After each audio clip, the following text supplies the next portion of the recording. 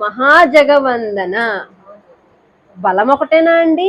విద్యావాన్ అన్నారు. విద్యావాన్ గుణీయతి చాతుర. ఎటువంటి వాడు స్వామి అంటే విద్యావాన్, విద్య కలిగిన వాడు. ఏ విద్య అండి అంటే ఏ విద్య వచ్చు? ఏ విద్య రాదు ఆయనకి?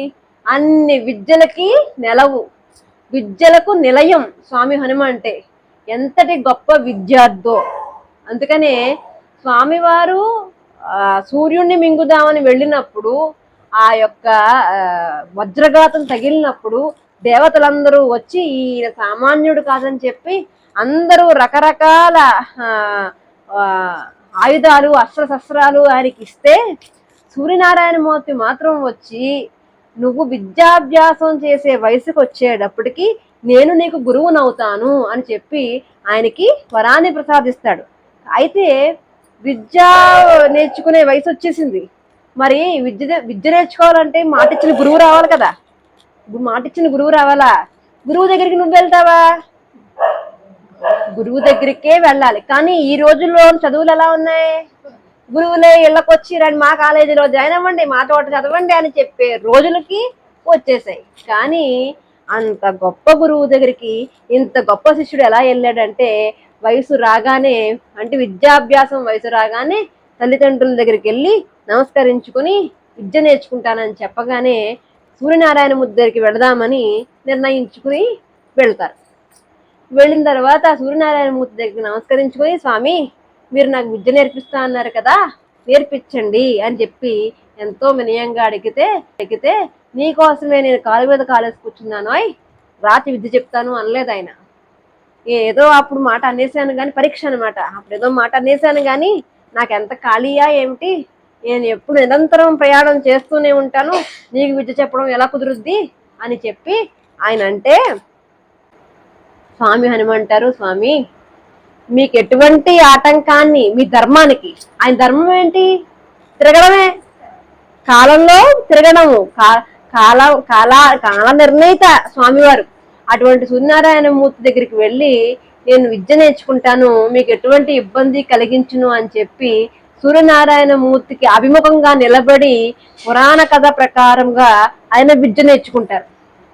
అంటే నిజానికి సూర్యనారాయణమూర్తి తిరుగుతాడా అంటే మనకు తెలియదు కదా. అయితే సూర్యనారాయణమూర్తి దగ్గర విద్య నేర్చుకోవడం అంటే సూర్యోపాసన చేయడమే. సూర్యోపాసన చేసిన వారి పిల్లలందరికీ మనం చెప్పాలి. ఎవరైతే ఉదయాన్నే లేచి సూర్యనారాయణమూర్తికి నమస్కారం చేసుకుంటారో వాళ్ళందరికీ విద్య, ఆరోగ్యం, తేజస్సు, ప్రతాపం ఇవన్నీ కూడా స్వామివారి ప్రసాదిస్తారు.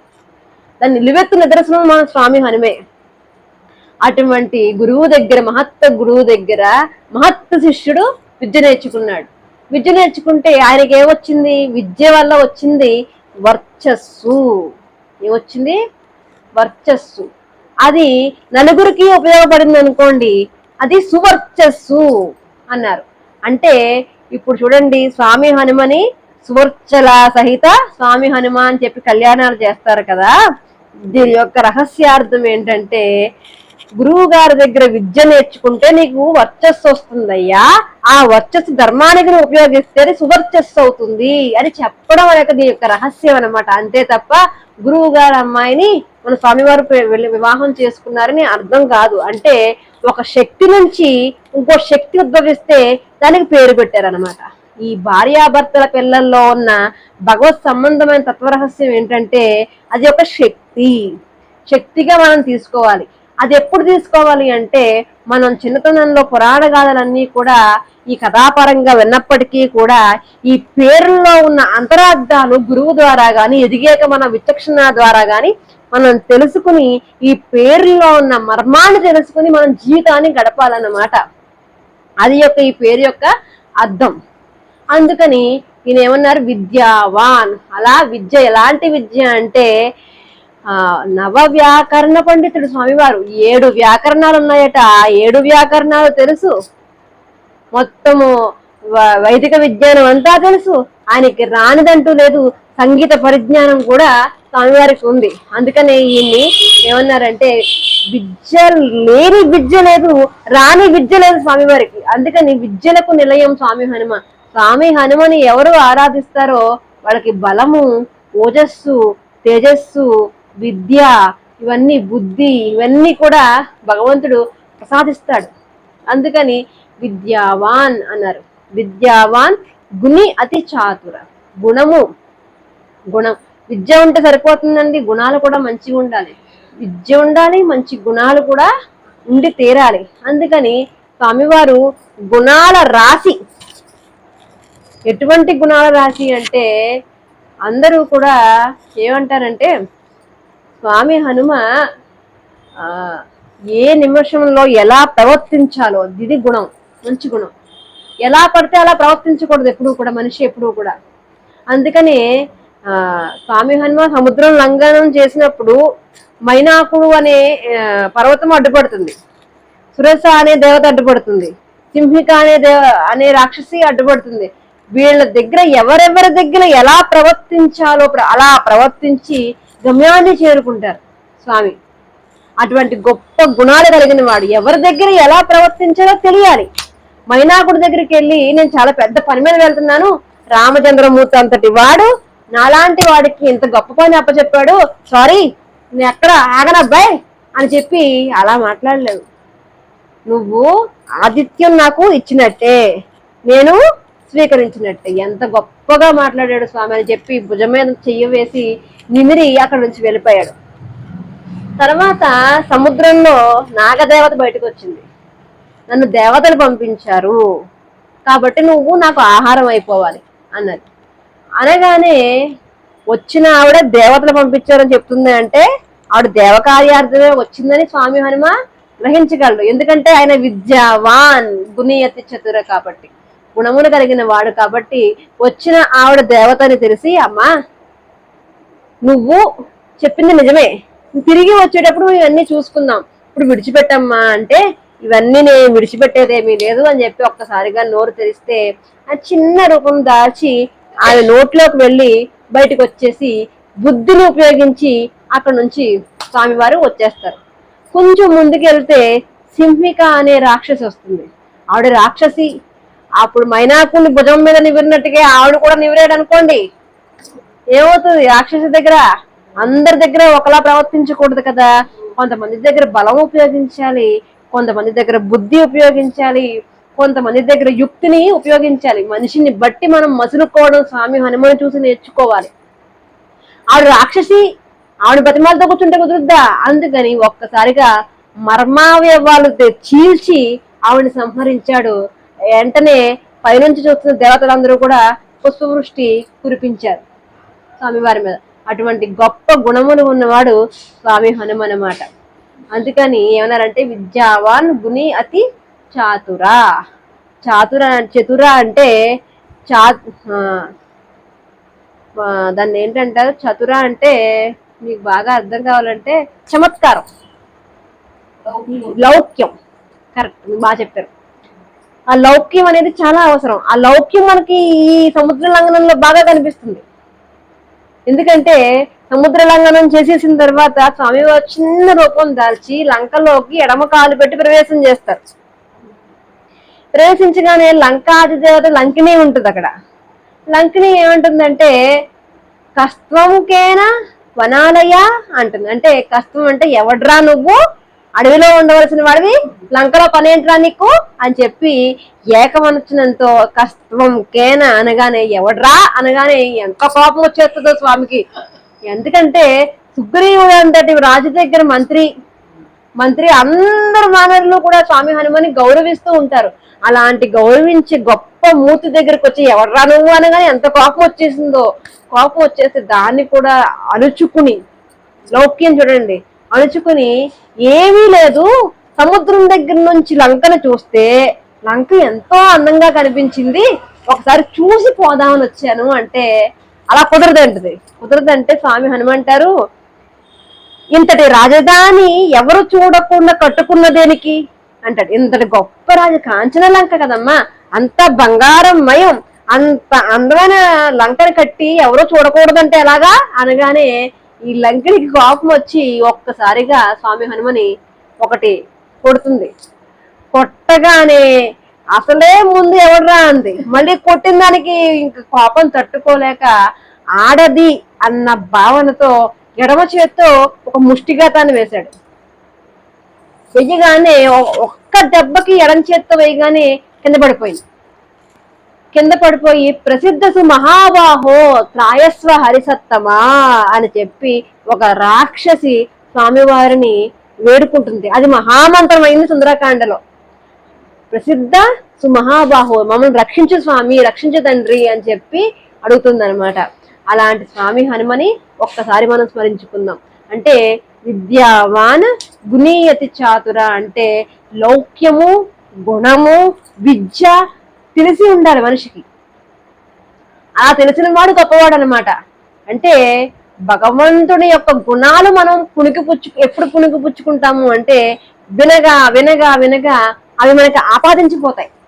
అందుకని ఎప్పుడు కూడా రామకథ వినండి, భాగవతాన్ని వినండి, హరికథ వినండి అంటే భగవంతుడికి సంబంధించిన కథలు వినడం వల్ల ఏమవుతూ ఉంటాయంటే భగవద్ గుణాలు మనకి ఆపాదించబడతాయి. ఇవాళ కాకపోతే రేపు, రేపు కాకపోతే ఎప్పుడోకప్పుడు.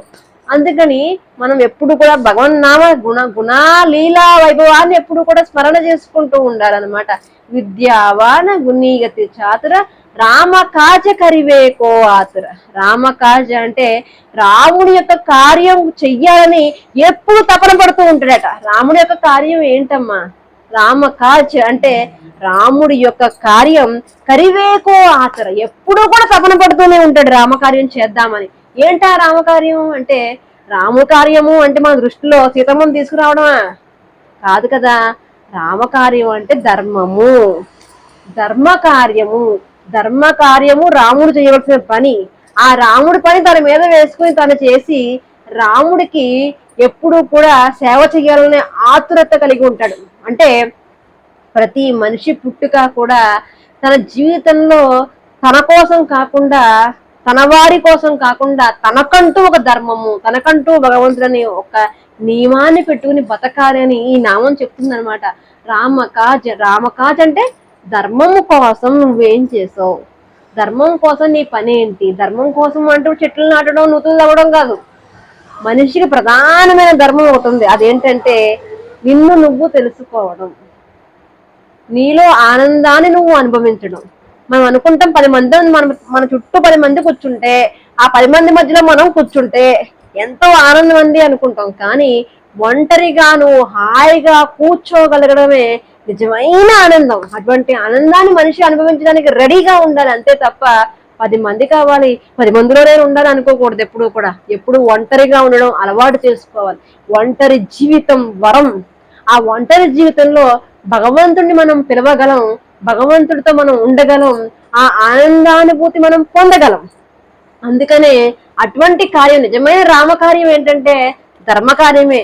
రామకాజ ఎప్పుడు కూడా ఆతృత పడిపోతూ ఉంటాడట. ఆ ఆతృత మనకు ఉండాలి. చూడండి, సముద్ర లంఘనం చేసినప్పుడు ప్రతి దాంట్లో మనకు కనిపిస్తూ ఉంటుంది. ప్రతి ఆటంకం దగ్గర మాట్లాడుతూ ఉంటాడు స్వామి. నేను రామకార్యం కోసం వెళ్తున్నాను, నేను త్వరగా రావాలి అనే తపనే ఉంటుంది తప్ప వేరే మాట మాట్లాడు. మనం కూడా ఏ కార్యం మీద మనం ఇక్కడికి వచ్చాము? మనలో ఉన్న భగవంతుడిని మనం తెలుసుకోవడం కోసం వచ్చాం. ఎన్ని పనులు ఉన్నా, ఎన్ని ఇబ్బందులు ఉన్నా అవి చేసుకుంటూ ఉండాలి. మనసు మాత్రం ఇక్కడే ఉండగలిగేలా ఉండాలి. అదన్నమాట మనిషి అలా బతకాలి. రామ కాజ కరివేకో ఆతుర ప్రభు చరిత్ర సునివేకో రసియ. ప్రభు చరిత్ర అంటే రాముడి యొక్క చరిత్ర సునివేకో రసియ. రసియ అంటే ఆసక్తి, రసం, ఆసక్తి కలిగి ఉండాలి రాముడి కథల మీద, రాముడి యొక్క రామనామం మీద. రామ చరిత్ర సునివేకో రస్య. కేవలం వినడము, కేవలం శ్రవణం వల్ల మాత్రమే ముక్తి పొందిన వాళ్ళు ఎందరో ఉన్నారు. దుందుముడు అని భాగవతంలో కథ ఉంటుంది, భాగవత మహత్యం. ఏంటంటే గోకర్ణుడు అనే ఒక బ్రాహ్మణుడు ఉంటాడు. ఈ గోకర్ణుడు ఎప్పుడు కూడా మంచి మంచి ధర్మకార్యాలు చేసుకుంటూ తన పని తనేదో చేసుకుంటూ, ఎప్పుడు జ్ఞానం చేసుకుంటూ, జపం చేసుకుంటూ, తనకు సంబంధించిన కర్మలు అయ్యి చేసుకుంటూ ఉంటాడు. చేసుకుంటూ ఉండగా ఒకరోజు ధ్యానంలో ఉండగా ఒక ఆత్మ అని కనిపిస్తుంది. కనిపిస్తే ఎవరు ఈయన అని చెప్పేసి చూస్తే ఇంతకీ ఆ ఆత్మ ఎవరో కాదు, తన తమ్ముడో అన్నయ్యో, మొత్తానికి ఎవరో చనిపోతే అది ఆత్మగా కనిపిస్తూ ఉంటాడు. అప్పుడు ఈ గోకర్ణుడికి దేవతా లక్షణాలు ఉండడం చేత ఎవరు నువ్వు అని అడుగుతాడు. అడిగితే నేను నీ యొక్క తమ్ముడను నీ అన్నను, మొత్తానికి ఇద్దరిలో ఏదో అన్నో తమ్ముడో మొత్తానికి. అయితే నేను తల్లిదండ్రులను కూడా చచ్చిపోయే స్థితి అధర్మం అనమాట, రాసిపోతుమైన అధర్మం. వీడి తల్లిదండ్రులు వీడి వల్ల చనిపోతారు. చనిపోతే వేశ్యలోలుడై వేశ్యలతో పాటు తిరుగుతూ ఉంటే ఆ వేశ్యలే వీడిని కొట్టి చంపేస్తారు. వేశ్యని కొట్టి చంపేయడం వల్ల ఏమవుతాడంటే ప్రతాత్మైపోతాడు. ప్రతాత్మైపోయి అప్పుడు వాళ్ళ అన్నగారికి తమ్ముడికి చెప్తుంటాడు ఏమనంటే, ఈ జీవితమే శాశ్వతం అనుకుని, ఇదే ఆనందం అనుకుని, ఇంకో లోకం లేదనుకుని, అసలు భగవంతుడే లేడనుకుని, భగవంతుడు ఈ పుణ్యము పాపము ఇవన్నీ నరకం స్వర్గం ఏదో అని కొట్టి పాడేశాను నేను. ఈ రోజు నాకు తెలుస్తుంది నేను ఎలా గట్టెక్కాలి. గట్టెక్కాలంటే శరీరం లేదు, ఆత్మ అయిపోయాడు కదా. మంచి పని చేద్దామంటే శరీరం ఉండాలమ్మా. దేనికి? శరీరం ప్రధాన సాధనం అనమాట. ఏ మంచి పని చెయ్యాలన్నా. ఇప్పుడు ఆత్మ వచ్చి గుళ్ళో కూర్చోగలదా? ఓ మంచి శ్రవణం వినగలదా? వినలేదు. ఆత్మ కూడా అలాగే జీవితం అంతా కూడా భోగి కాని వాడు రోగి కాడు అన్నట్టు జీవితం అంతా కూడా భోగాన్ని అనుభవించడమే ప్రధానంగా పెట్టుకుని ఇప్పుడు కాకపోతే ఇంకెప్పుడు అనుభవిస్తాం అన్న భావన అనమాట. నిజంగా అప్పుడెప్పుడో కథలో కాదు కానీ ఇప్పటికీ ఇలాంటి వాళ్ళు ఉన్నారు. జీవితం అంటే భోగం అనుభవించడమే కోసమే మనం పుట్టాం. 3 నాళ్ల జీవితం అనుభవించకపోతే ఎందుకు అనుకునే తెలివి మీరిపోయిన జనంలో మనం ఉన్నాం. ఇతను కూడా అలాగే అనుకున్నాడు. అయితే అనుకుని ఏమైందంటే అన్నగారికి తమ్ముడికి చెప్తున్నాడు ఏమని అంటే, ఇలా నేను ప్రతాత్మ అయిపోయాను, నాకు ఎలాగైనా సరే మోక్షాన్ని ప్రసాదించు అని చెప్పి తమ్ముడు కాళ్ళ మీద పడి ఏడ్చాడు. ఏడిస్తే పాపం ఆయనకి మాత్రం ఏం తెలుసు. కాశీ వెళ్ళాడు, ప్రయాగ వెళ్ళాడు, అక్కడికి వెళ్ళాడు, ఇక్కడికి వెళ్ళాడు, గయ వెళ్ళాడు, అన్ని చోట్ల పిండ ప్రదానం చేశాడు, చేయాల్సిన అన్ని మంచి పనులు చేశాడు, అన్నదానం చేశాడు, గోదానం చేశాడు, భూదానం చేశాడు, అన్ని చేశాడు. కానీ ఏమైంది? అలాగే ఉన్నాడు, అలాగే బాధపడుతున్నాడు. చేసేదేమీ లేక ఎందరో పెద్దవాళ్ళని పిలుచుకొచ్చి అడిగాడు, ఏమండి ఈయనేమో ఇలా ప్రతాత్మ అయిపోయాడు, మేమేం చేయమంటే వాళ్ళందరూ కూడా చేతులు ఎత్తేసారు. మాకు తెలియదు అన్నారు. ఎందుకంటే వాళ్ళు చెప్పినవన్నీ ఇతను కూడా చేసేసాడు, ఇంకేమీ లేదు. ఈయన రోజు సూర్య నమస్కారాలు చేసుకుంటూ ఉండడం వల్ల ఒక రోజు సూర్యనారాయణమూర్తి ప్రత్యక్షమయ్యి, నువ్వు మీ అన్నగారిని కూర్చోపెట్టి భాగవత శ్రవణం చెయ్యమని చెప్తాడు. భాగవతాన్ని వినిపించంటాడు. ఇప్పుడు మనిషినంటే కూర్చోబెట్టి భాగవతం వినిపిస్తాడు, ప్రేతాత్మకి ఎలా వినిపిస్తాడమ్మా? ప్రేతాన్ని ఎలా కూర్చోబెట్టగలడు? అసలు కూర్చుంటుంది ఏంటది? కూర్చోదు కదా. అప్పుడు ఏం చేశారంటే ఒక వెదురు బొంగు ఒకటి పట్టుకొచ్చి దానికి 7 కన్నాలు పెట్టి ఆ 7 కన్నాల్లోకి ఈ ప్రేతాన్ని పిలిపించి మంత్రపూర్వకంగా బంధిస్తారు. బంధించి ఓ మూల పెడతారు. ఓ మూల పెట్టి భాగవత సప్తాహం అని చెప్పి 7 రోజులు ప్రేతాత్మకు వినిపిస్తాడు. వినిపించడం వల్ల 7వ రోజు విమానం వచ్చి ఆ మోక్షం వచ్చి మొత్తం కర్మలన్నీ కూడా పోయి ఆ ప్రేతాత్మ మంచి దైవాన్ని పొంది విమానం ఎక్కి వెళ్ళిపోతుంటే కూడా అన్న వాళ్ళందరూ కూడా వాడు వెళ్ళిపోతున్నాడు మేమేం లేదేంటి అంటారు. వాడు దెబ్బతిన్నవాడు కాబట్టి కష్టం విలువ తెలుసు కాబట్టి నమ్మి విన్నాడయ్యా, మీరందరూ వినలేదు, మీరు ఉన్నారు అని వెళ్ళిపోయాడని చెప్పి గోకర్ణుడు చెప్పాడు అనమాట. అంటే శ్రవణ మార్గం చేత ముక్తిని పొందొచ్చు అని చెప్పడం కోసం ఇవన్నీ చెప్తున్నారనమాట. అందుకని మనం ఏమన్నామంటే విద్యావాన గుణీయతి చాతుర రామ కాజ కరివేకో ఆతుర. మనం ఎప్పుడు కథ విన్నా, ఏ శ్రవణం విన్నదే విన్నా, మరలా విన్నా సరే సురివేకో రసియ, ఆసక్తిగా వినాలి, బుద్ధిగా వినాలి, నమ్మకంతో వినాలి, శ్రద్ధగా వినాలి. ఎవరో వచ్చారు ఏదో చెప్తున్నారు ఆవిడకి పనేమీ లేదు అనుకోకూడదు.